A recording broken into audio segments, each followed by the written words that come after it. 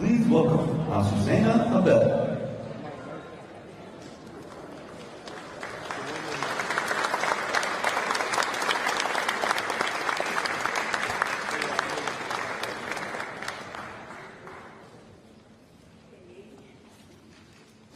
Hey everybody, let's relax. We have a special moment today. My name is Azucena Abel, and I'm a proud resident of this beautiful town, Tampa Bay.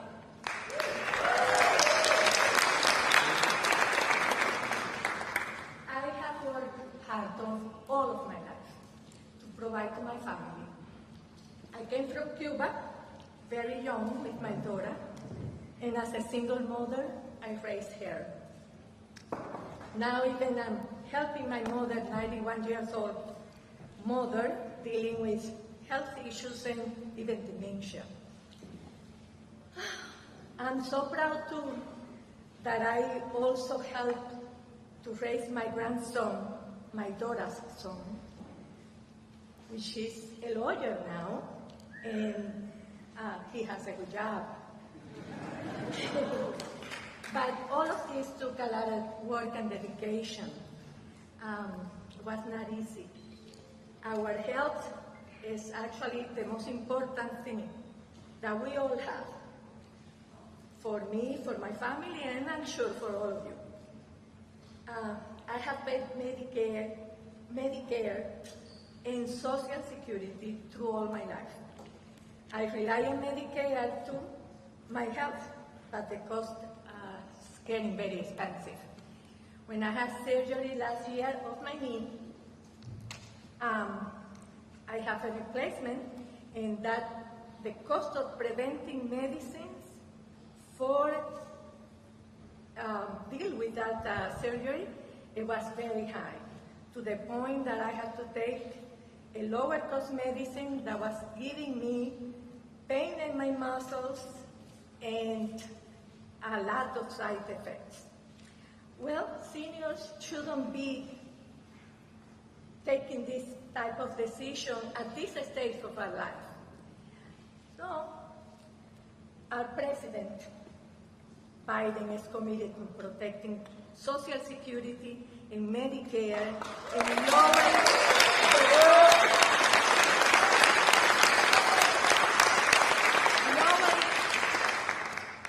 lowering the cost of health care for people like me and like you.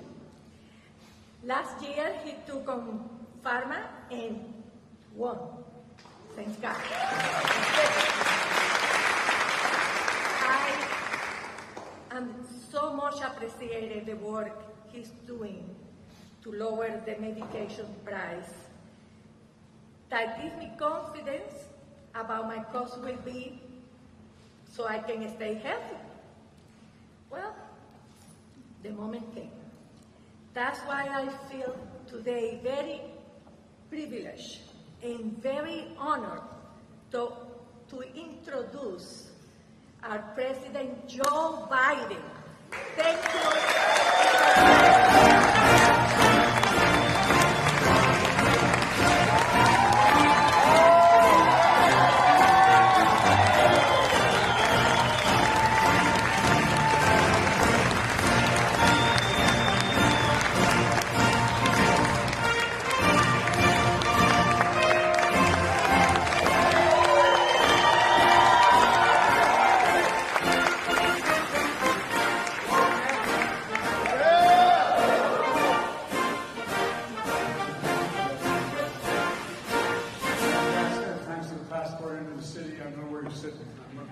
There you are.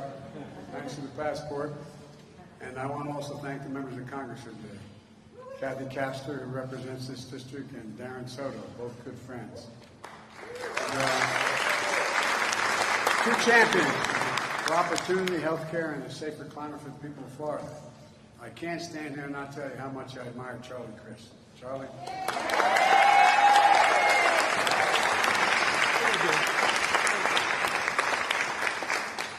Don't think you're finished. Look, there's so many things we could focus on today at this great university, from education to foreign policy and a whole range of other issues.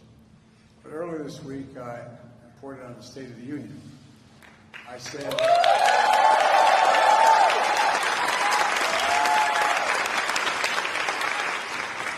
because of the people of this country, the resilience and the strength, the soul of the nation is strong, and the backbone of this nation is strong, and the people of America are strong. It's never been a good bet to try to count us out. Never, ever, ever. We're often told that Democrats and Republicans can't work together. But as I told my Republican friends on Tuesday, if we could work together the last Congress, and we did, there's no reason we can't work together to get things done as well in this Congress. And Pat, that scared an old friend of mine. When I was up in the Senate for 270 years, knows I know what I'm talking about on that score. We passed more major pieces of legislation in our first 2 years together, Democrats and Republicans, than any administration in history.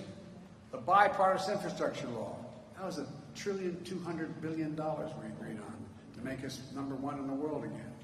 The CHIPS and Science Act, which is causing the investment of $300 billion, $300 billion to build these new fabs, they call them, factories to make chips, which we invented here in America, I might add.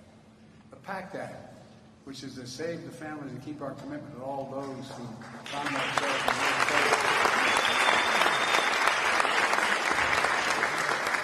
the bipartisan passed the Respect for Marriage Act. Don't tell me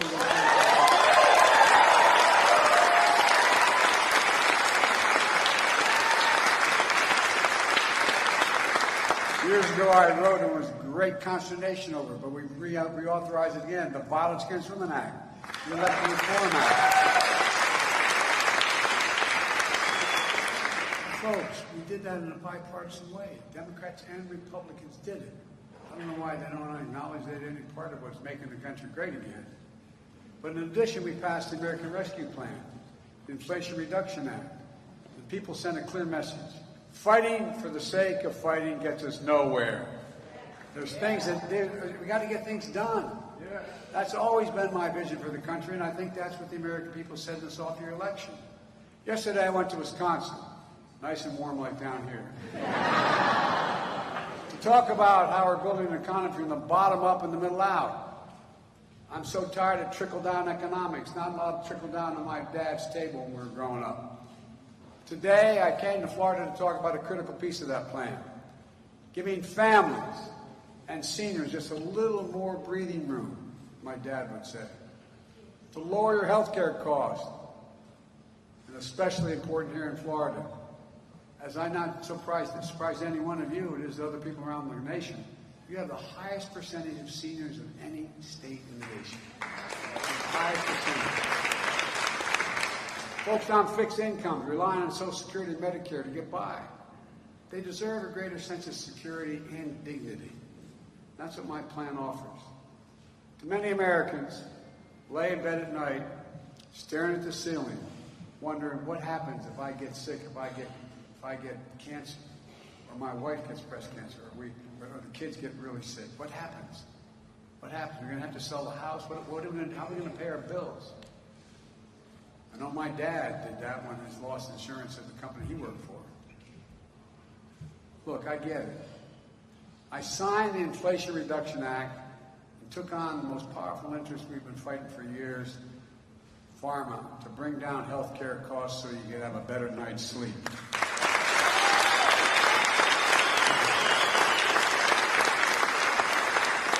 Although we passed it in the middle of last summer, and we let people know what was in it, no one saw it because it didn't take effect until January 1st of this year. Not a minute too soon. 1 in 10 Americans has diabetes. Millions need everyday insulin to stay alive. Insulin has been around for 100 years. Matter of fact, the guy who invented it didn't patent it because he thought it should be available to everybody. It costs drug companies roughly $10 a vial to make, $13 total to package it. Yet Big Pharma has been unfairly charging people hundreds of dollars more, making record profits, but not anymore.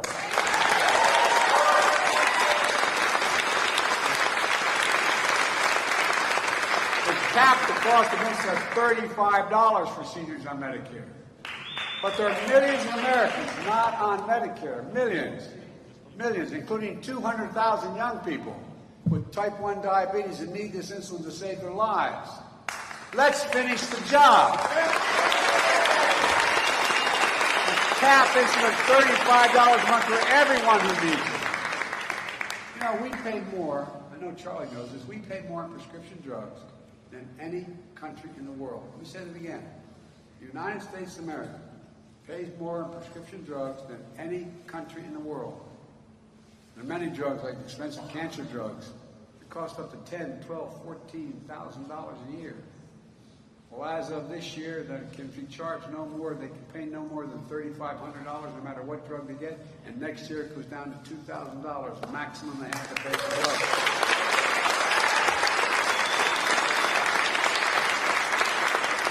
No matter how expensive the drug is, the total for the year is only has to be $2,000.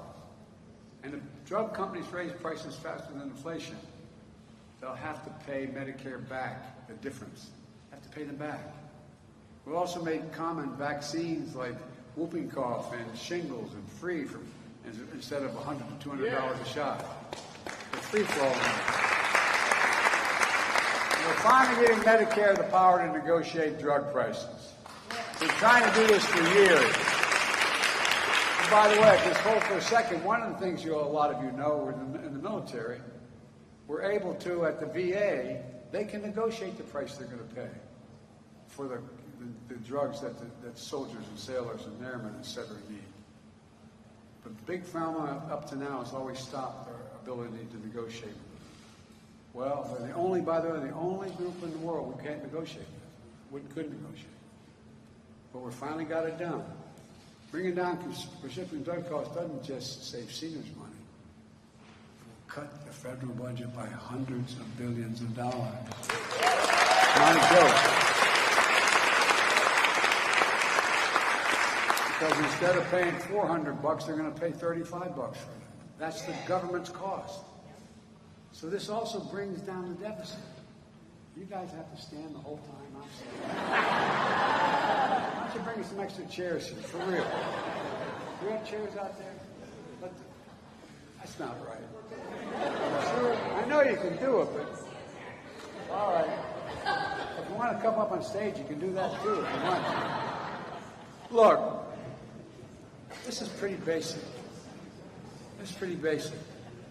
When I meet with the new Republican leadership, they say they're not going to raise taxes on anybody at all, and they're not going to do that. They're just going to cut. I said, what would you cut? So I'll start off here.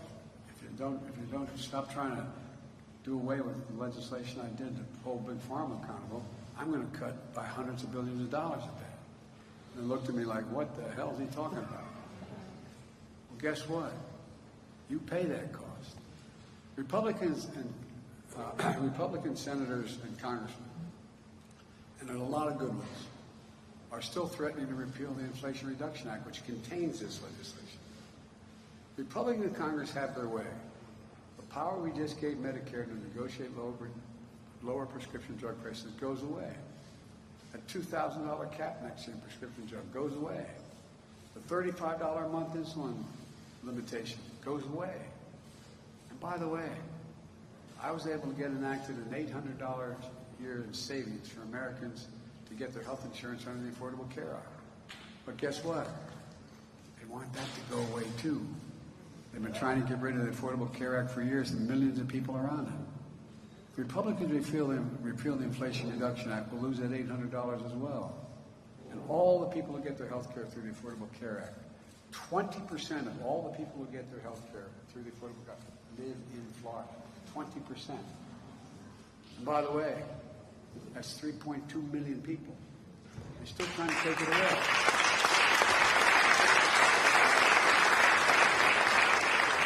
And I might note just parenthetically, I'll get back to this, but we were able to do all this, and I cut the budget by $1.7 trillion. 1.7, more than any president has in all of American history. One of the reasons why, if you can hold for a second, one of the reasons why is because I thought it was time people began to pay their fair share a little bit.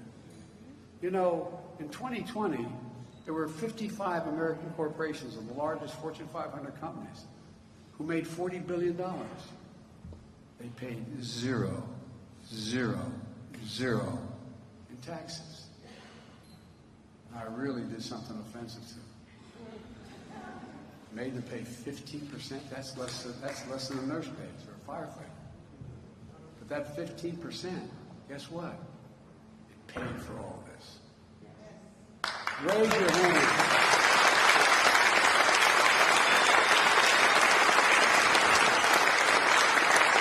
I know the committee, when I got elected, I'm going to keep it. I kept it. I'm going to keep it. No one making less than $400,000 will pay an additional penny in tax. Not one single solitary cent.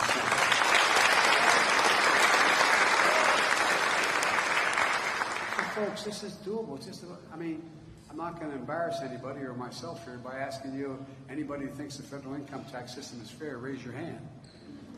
It's not, look, you got, right now, there are 1,000 trillionaires in America.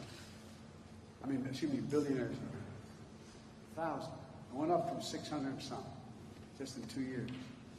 You know how much they average pay, the average percent of their salary, their income they pay? 3%. 3. Well, less than the police officers I met a little bit earlier. Well, folks, look, make no mistake about it. If they try to raise the cost of prescription drugs or abolish the Affordable Care Act, I will veto it.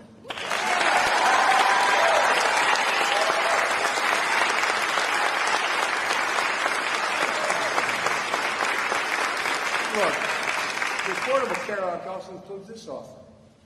If a state expands Medicaid, not Medicare, Medicaid for the poor, so low-income folk can get health care, the federal government picks up 90% of the cost.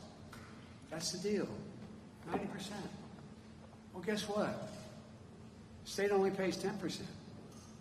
It's a great deal. 39 states said, yeah, send it to us. Only in Florida, 11 states, including Florida, said, no, we don't want Medicaid. No, I'm serious. Over 1.1 million people in Florida would be eligible for Medicaid if Governor DeSantis just said, I agree to expand it. It's not, this isn't calculus. And by the way, it would also help keep rural hospitals open. Why are they closing? Now, think about this all across America. I'll just talk about Florida for just a second. When folks don't have Medicaid, they come in and they're poor and the rural folks, the hospital can't charge them. There's nobody to charge. There's no money. They take care of them if they come through the door. But 8 rural hospitals have already closed in Florida since 2005. 8. And 7 others are at risk closing in rural Florida. That's more than a third of all the rural hospitals in this state. And it matters. Do you know what the reason? The further distance a hospital is from your home, if you have a tragedy, if you have an accident, the higher the percentages you'll die. Because it takes so long to get there, to the nearest hospital. That's just a statistic. The only reason Medicare expansion hasn't happened here is politics. It's time to get this done.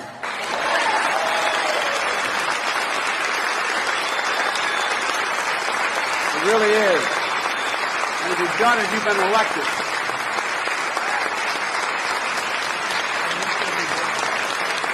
You know what I mean?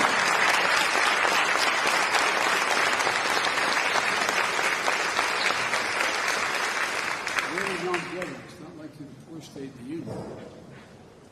Look, now you may have seen, we had a little bit of a spirit debate at the State of the Union. Well, I guess I shouldn't say anymore. But particularly with Social Security and Medicare. Republicans seemed shocked when I took out the pamphlets they were using about cutting Medicare and Social Security. Read from, Senator Scott's proposal. Read from a proposal from the senator from Wisconsin. They were offended. Liar, liar. By the way, the last person who said that on the floor of the Senate got censored by the Senate, by the Congress.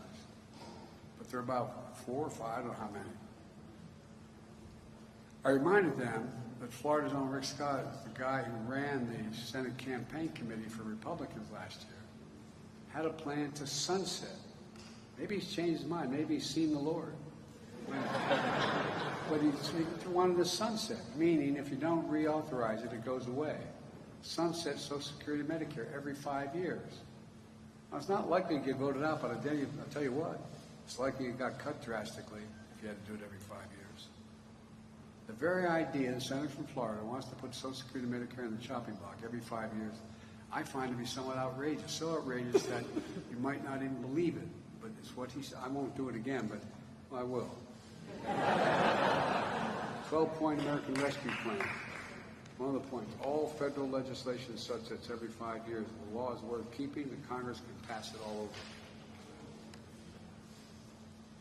Look, if it doesn't get reauthorized, it goes out of existence. Congress wants it, they got to keep it, and they got to vote on the same thing. And then, in case there was any doubt, just yesterday, he confirmed that he still likes his proposal. Well, I guarantee you, it will not happen. I will veto it. I'll defend Social Security.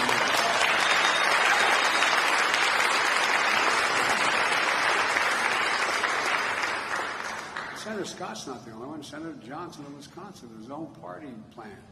He laid out Social Security should be in the chopping block every year. Well, look, in his case, as I said, he wants to do it every single year. Let's remember what this is all about. Some of you are on Social Security, or your parents or grandparents are. You earned it. You earned every single penny. You paid into every paycheck you ever got. From the time you were a teenager, you had money taken out for these programs. There are more than government programs. They're a promise we made. Work hard and contribute, and when times come for you to retire, you'll be there. We'll be there for you to help you out. It's been a sacred trust, a rock-solid guarantee. Generations of Americans have counted on it, and it works. The number of seniors living in poverty has plummeted since Social Security was created. And now these guys want to cut it. I don't get it. I really don't. I don't know who they think they are. We saw on Tuesday night Republicans don't like me being called out on this. And we're not very happy with me pointing this out. But their words speak. Look, I know that a lot of Republicans, their dream is to cut Social Security and Medicare. Well, let me say this. If that's your dream, I'm your nightmare.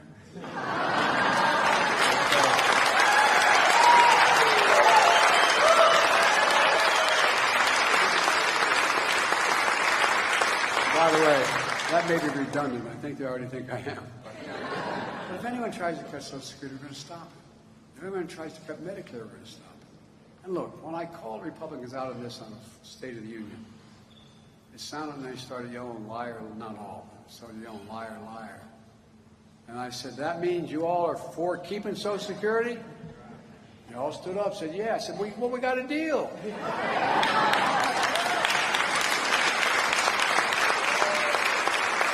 Sounded like they agreed to take these cuts off the table. I sure hope so. I really mean it. I hope so. Because they stood up, the vast majority of them said, yes, we will not cut Social Security and Medicare. Now, granted, I'll believe it when I see it. But we're going to both lay down our budgets very soon. The Speaker of the House has been reasonable in terms of the discussions with me so far. He talked about all these things. I said, look, why don't we just, I think it's March, the first week in March, why don't we just lay out our budgets? You put yours down, I'll put mine down. And our people sit and compare them. Decide where we can make a compromise, if we can make a compromise.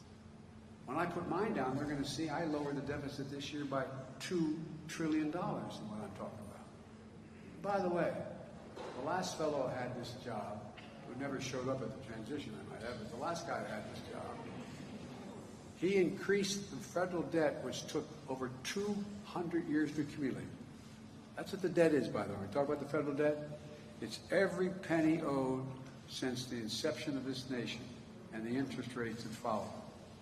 Okay, that's what it is. Just in 4 years, he added to that federal debt of over 200 years by 25%. And by the way, You had a $2 trillion tax cut. The vast majority went to the super wealthy. Guess what? Didn't pay for a single solitary cent of it. I will not cut a single Social Security or Medicare benefit. In fact, I'm going to extend the Medicare trust fund for at least 2 decades. I'm going to not raise taxes on anyone making over $400,000 grand. I'll pay for it all, my proposals, by making the wealthy and big corporations pay just a little bit more. Like I said, you think a trillionaire should be staying at 3%? Look, I'm a capitalist. If you can make $1 million or $1 billion, I said trillion, if you make $1 billion or $1 million, God love you. But just pay something. I mean it sincerely. Just pay something. Capitalism without competition is exploitation. Some Republicans in Congress even threatened to have America default on its debt for the first time in American history if we don't agree to the cuts they want, or don't agree to any, and they will not agree to any tax increases on anything. Well, Democrats have never, ever done that. Our national debt is accumulated well over 200 years. We haven't missed a payment ever in America. Why in God's name would we give up the progress we made for the chaos they're suggesting? This nation has gone through too much. We've come too far to let that happen. And I won't, and I don't think you will either, at least not on my watch. Let me close with this. Just look at what we've done over the last 2 years. 12 million new jobs created. More jobs created in 2 years than any time in American history. More than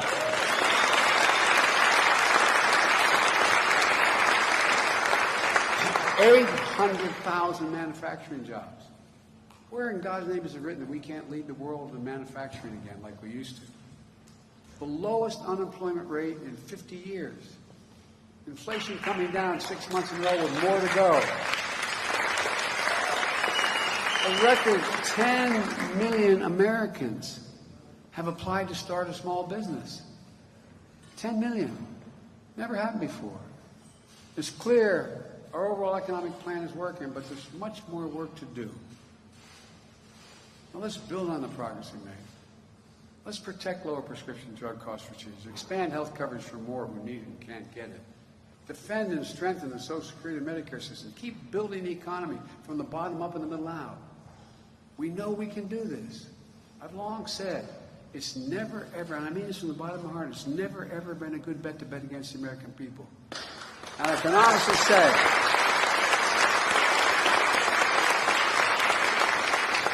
we've got a lot more to do, but I've never been more optimistic about America's future. Just remember who we are, for God's sake. We're the United States of America. Nothing is beyond our capacity if we work together. So God bless you all, and may God protect our truth.